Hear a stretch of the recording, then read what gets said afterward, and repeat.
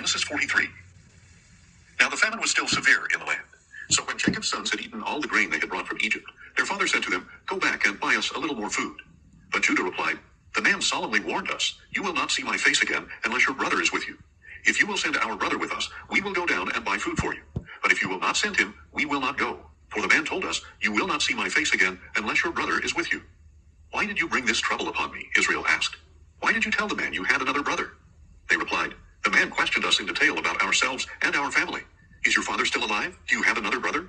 And we answered him accordingly. How could we possibly know that he would say, 'Bring your brother here'?" And Judah said to his father Israel, "Send the boy with me, and we will go at once, so that we may live and not die, neither we, nor you, nor our children. I will guarantee his safety. You may hold me personally responsible. If I do not bring him back and set him before you, then may I bear the guilt before you all my life. If we had not delayed, we could have come and gone twice by now." Then their father Israel said to them, "If it must be so, then do this. Put some of the best products of the land in your packs, and carry them down as a gift for the man, a little balm and a little honey, spices and myrrh, pistachios and almonds. Take double the silver with you, so that you may return the silver that was put back into the mouths of your sacks. Perhaps it was a mistake. Take your brother as well, and return to the man at once. May God Almighty grant you mercy before the man, that he may release your other brother along with Benjamin. As for me, if I am bereaved, I am bereaved." So the men took these gifts, along with double the amount of silver, and Benjamin as well. Then they hurried down to Egypt and stood before Joseph. When Joseph saw Benjamin with his brothers, he said to the steward of his house, "Take these men to my house, slaughter an animal and prepare it, for they shall dine with me at noon." The man did as Joseph had commanded, and took the brothers to Joseph's house. But the brothers were frightened that they had been taken to Joseph's house. "We have been brought here because of the silver that was returned in our bags the first time," they said. "They intend to overpower us and take us as slaves, along with our donkeys." So they approached Joseph's steward and spoke to him at the entrance to the house. "Please, sir," they said, "we really did come down here the first time to buy food. But when we came to the place we lodged for the night, we opened our sacks, and behold, each of us found his silver in the mouth of his sack.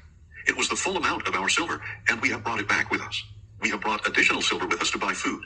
We do not know who put our silver in our sacks." "It is fine," said the steward. "Do not be afraid.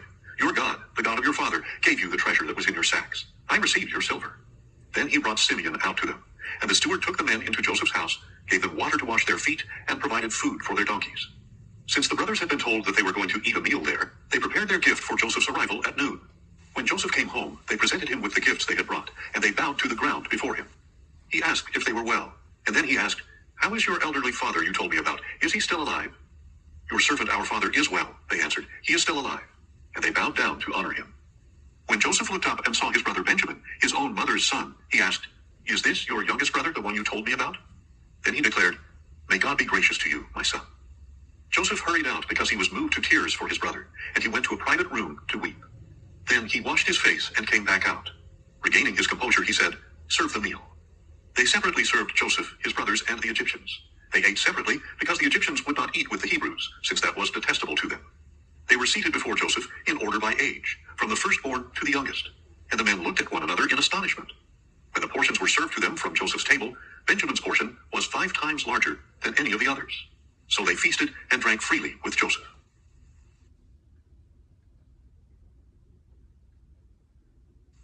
Genesis 44. Then Joseph instructed his steward, "Fill the men's sacks with as much food as they could carry, and put each one's silver in the mouth of his sack.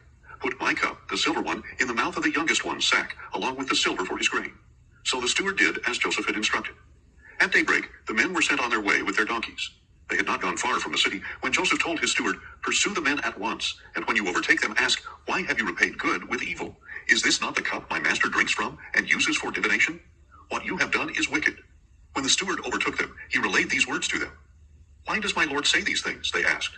"Your servants could not possibly do such a thing. We even brought back to you from the land of Canaan the silver we found in the mouths of our sacks. Why would we steal silver or gold from your master's house? If any of your servants is found to have it, he must die, and the rest will become slaves of my lord." "As you say," replied the steward, "but only the one who is found with the cup will be my slave, and the rest of you shall be free of blame." So each one quickly lowered his sack to the ground and opened it. The steward searched, beginning with the oldest and ending with the youngest, and the cup was found in Benjamin's sack. Then they all tore their clothes, loaded their donkeys, and returned to the city. When Judah and his brothers arrived at Joseph's house, he was still there, and they fell to the ground before him. "What is this deed you have done?" Joseph declared. "Do you not know that a man like me can surely divine the truth?" "What can we say to my lord?" Judah replied. "How can we plead? How can we justify ourselves? God has exposed the iniquity of your servants. We are now my lord's slaves, both we and the one who was found with the cup. But Joseph replied, Far be it from me to do this. The man who is found with the cup will be my slave. The rest of you may return to your father in peace. Then Judah approached Joseph and said, Sir, please let your servant speak personally to my lord. Do not be angry with your servant, for you are equal to Pharaoh himself. My lord asked his servants, Do you have a father or a brother? And we answered, We have an elderly father and a younger brother, the child of his old age. The boy's brother is dead.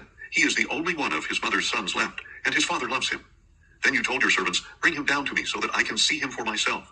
So we said to my lord, The boy cannot leave his father. If he were to leave, his father would die.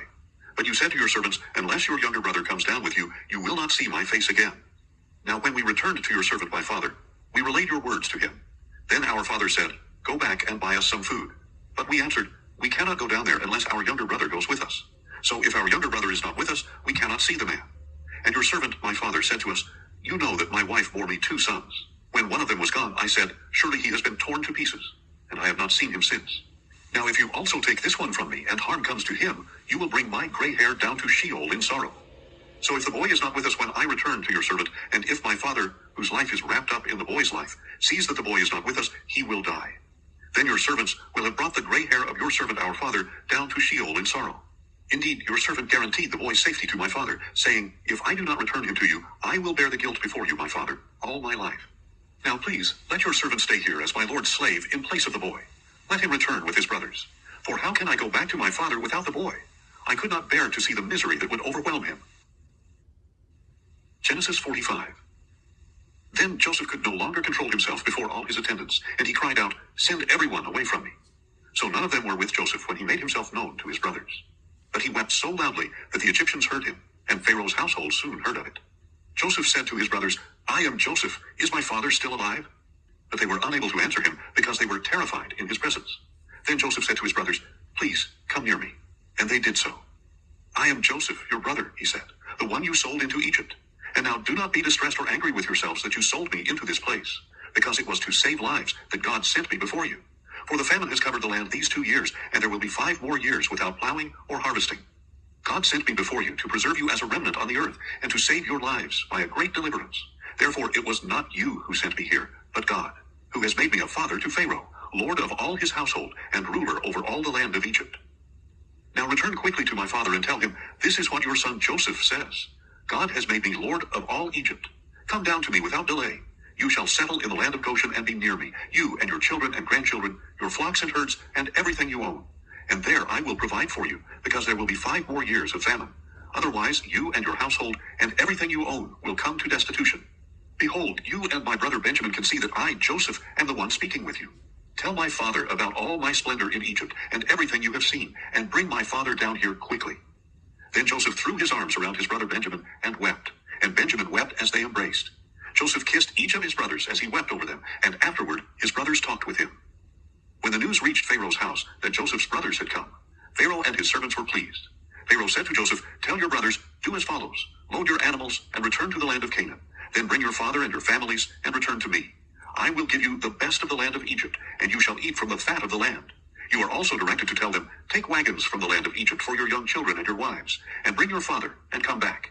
But pay no regard to your belongings, for the best of all the land of Egypt is yours. So the sons of Israel did as they were told. Joseph gave them wagons as Pharaoh had instructed, and he also gave them provisions for their journey. He gave new garments to each of them, but to Benjamin he gave 300 shekels of silver and 5 sets of clothes.